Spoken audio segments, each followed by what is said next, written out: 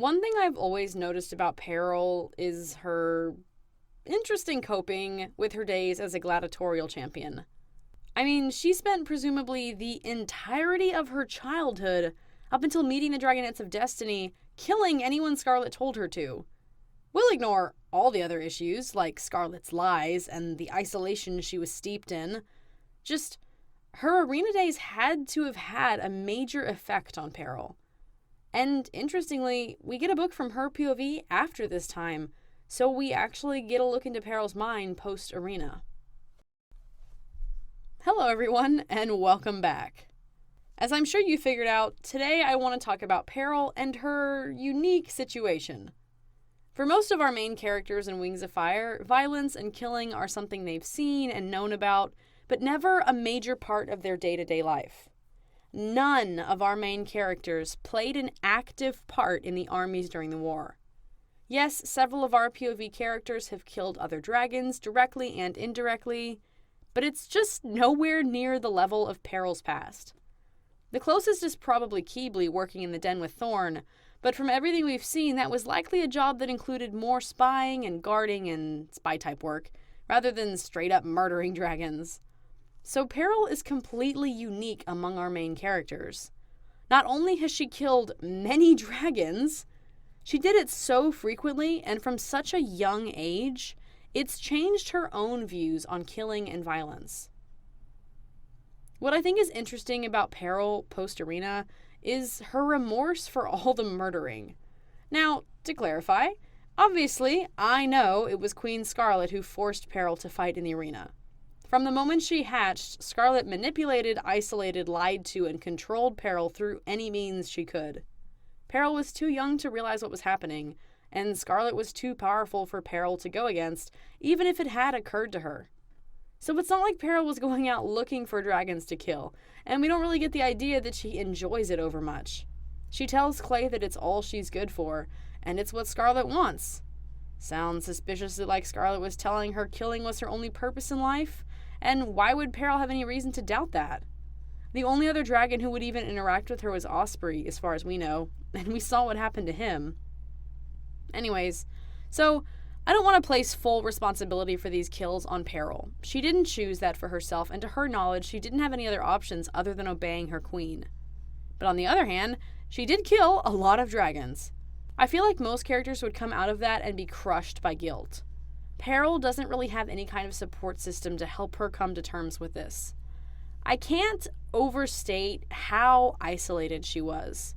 Because of her scales, dragons feared her to the point where she had almost no interaction outside of Scarlet, her victims, and maybe Osprey. But as far as we see her in the second arc, I think Peril's biggest concern isn't guilt for the life she's taken.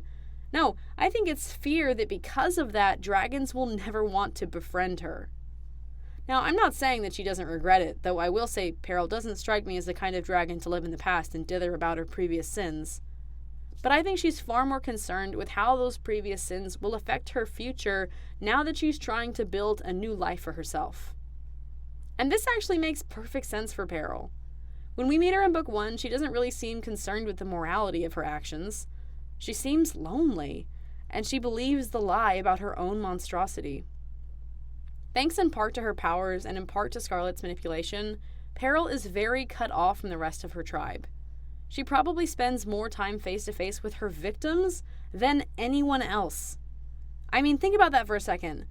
How lonely does someone have to be to go strike up a conversation with a total stranger who's probably going to die in a few days?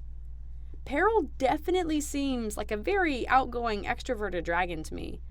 When dragons are willing to give her a chance, she's more than happy to make friends. We know that Peril is fiercely loyal to the few dragons who do accept her, so it must have been unbearable for her to spend so much time in rejection. With that in mind, it's easier to see why her first concern isn't personal guilt, but fear of more rejection. Peril has spent her life as a tool, a monster. Now she has a chance to remake her identity, and that's all she's thinking about. I think this is kind of great for Peril. She's not letting herself get trapped in the past, drowning in guilt for things she couldn't change or control. In her own way, she's looking to the future, trying to improve herself and her life so that she can experience something better. I love her attitude throughout this. Peril never falls into bitterness or self-pity. She seems like the type to just keep moving forwards, and she does. I think that's admirable. Another thing I think it's important to remember when we think about Peril's post-arena psyche is that even though we know she didn't enjoy killing those dragons, she didn't necessarily know it was wrong either. We know the Wings of Fire world, and dragon culture in general, tends to be more violent than our own. But even beyond that, Peril has been doing this since she was a dragonette. She was born during a war. Without other parental figures or friends in her life to give her alternative points of view, Peril is relying on Scarlet to define the world for her. And Scarlet does, clearly. Peril is a monster, and her job is to kill whomever Scarlet wants dead. To Peril, that's as obvious and immutable as the color of the sky and the heat of the sun. To her, according to Scarlet, that's what Peril was made for, all she's good for. Scarlet even lies to her to tell her she's killed her own brother before she was even hatched. And again, she didn't really have the option to just tell the queen no. I imagine to Peril, her place in the arena as champion was a sort of a chore. Something she didn't really enjoy doing, but that's what Mom says, so get it done with and move on with the rest of your day. Just because you don't like something doesn't necessarily mean it's a bad action. And how would Peril know any different? All she's ever heard is that she's meant to be killing dragons. I just think it's wild that she comes out of that kind of childhood with any kindness or empathy at all. I think that kind of works with her personality, though. Peril's not given to overthinking things.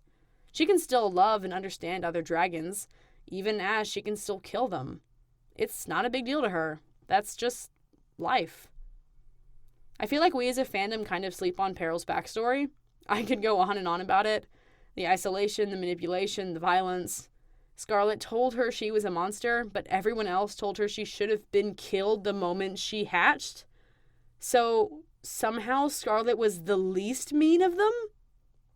And yet, by book 8, we have a protagonist who is still capable of caring, genuinely, even after years of hatred and fear.